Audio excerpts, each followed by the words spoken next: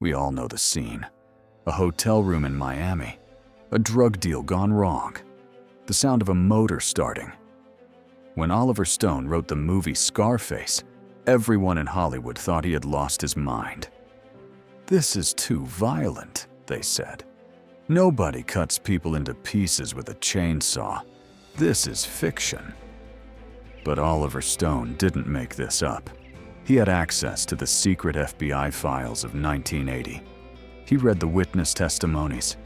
He saw the crime scene photos of what was actually left of the bodies. Scarface isn't just a movie, it's a warning. And the man who served as the inspiration for Tony Montana wasn't an actor. He was one of the richest, most powerful, and most sadistic men America has ever known. Today, I'm going to tell you the story the movie didn't dare to show. To understand who the real Tony Montana was, we first have to understand where he lived. Forget the Chicago of Al Capone. This is about Miami in 1979. The city was drowning in cocaine, and the epicenter of that madness was a place called the Mutiny Hotel. If you watch the movie, you see Tony partying at the Babylon Club. In real life, that was the Mutiny. This was the only place on Earth where federal judges, hitmen, movie stars, and CIA agents sat at the same bar. They drank Dom Perignon at $500 a bottle and paid with duffel bags full of cash that still smelled like the dirt it had been buried in. And the king of the mutiny? That was a young, handsome Cuban-American exile. He wore gold chains, drove a Mercedes-Benz with bulletproof windows, and was always surrounded by bodyguards. His name was Mario Tabraue. Mario was the mastermind behind an organization the federal government simply called the Enterprise. While Tony Montana starts as a dishwasher in the movie, Mario was an architect of crime. By the time he was 24, he was moving millions. He didn't have a street gang. He had a multinational corporation. But there is one specific detail that proves Tony Montana was based on Mario. Something so bizarre, no screenwriter could have invented it. The tigers. In the movie, Tony buys a tiger to flaunt his wealth. It seems like a ridiculous Hollywood cliché. But Mario Tabraue actually did this. He ran a business called Zoological Imports. It was the perfect front. While customs agents were searching his trucks for drugs, they found cobras, leopards, monkeys, and tigers. Mario literally walked through his garden with predators on a leash. It was pure intimidation. Who is going to testify against a man who can feed you to his pets? But intimidation wasn't his only weapon. His greatest power was corruption. And this is where reality is far scarier than the movie.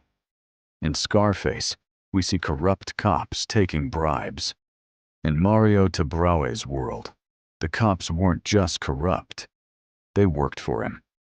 It has been confirmed in court records.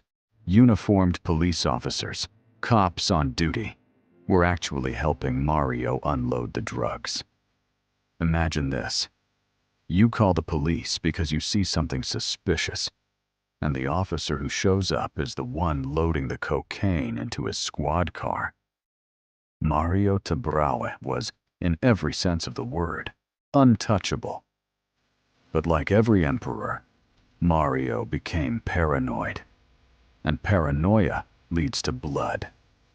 This brings us to the moment the businessman turned into a monster. In July 1980, a man named Larry Nash made the biggest mistake of his life. Larry was an informant for the ATF, Bureau of Alcohol, Tobacco, and Firearms. He planned to infiltrate the Enterprise and betray Mario. But Mario's intelligence network was better than the government's. He knew Larry was a rat. What happened next formed the basis for the most notorious scene in film history.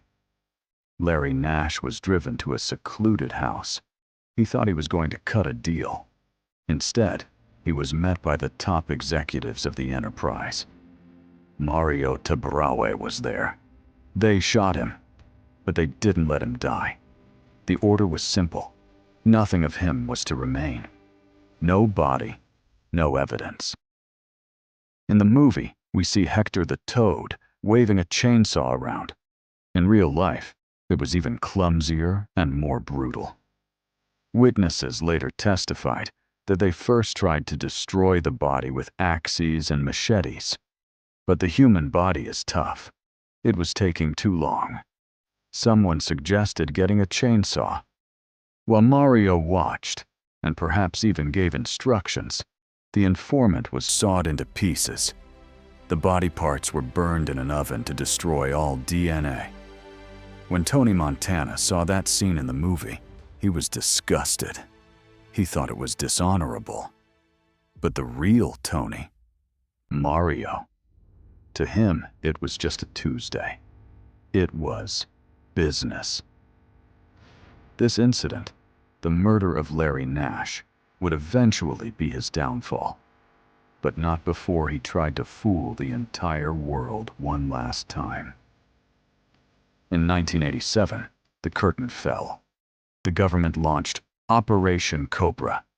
The goal was simple: cut off the head of the snake. The raid on Mario's villa was massive. Helicopters, SWAT teams, federal agents. When they busted in, they didn't find piles of cocaine on the table like in the movie.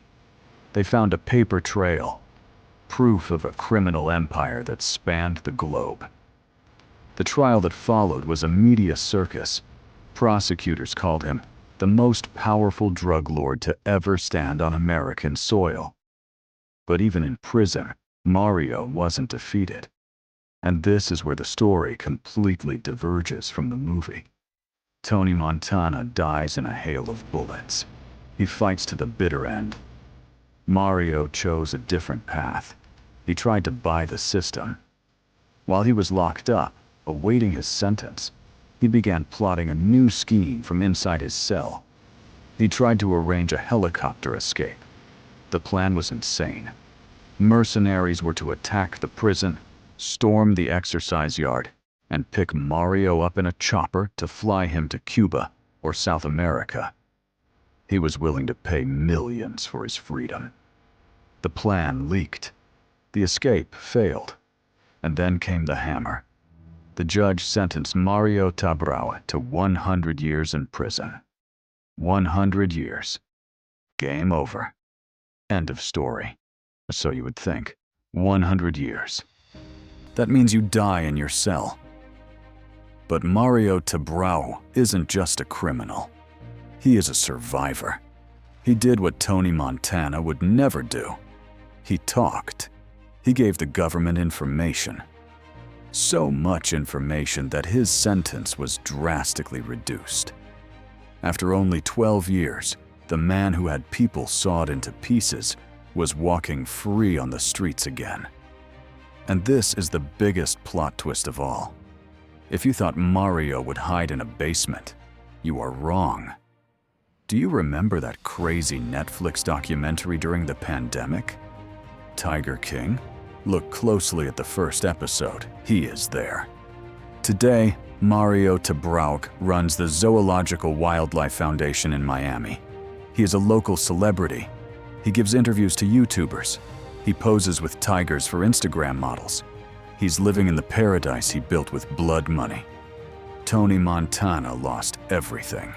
His sister, his wife, his life. But the real Scarface? He won. The story of Mario Tabraue teaches us something uncomfortable about our fascination with gangsters. We love Scarface because it is a tragedy. We see him rise, and we see him fall. It feels like justice. But in the real world, the bad guys don't always fall. Sometimes they just change careers.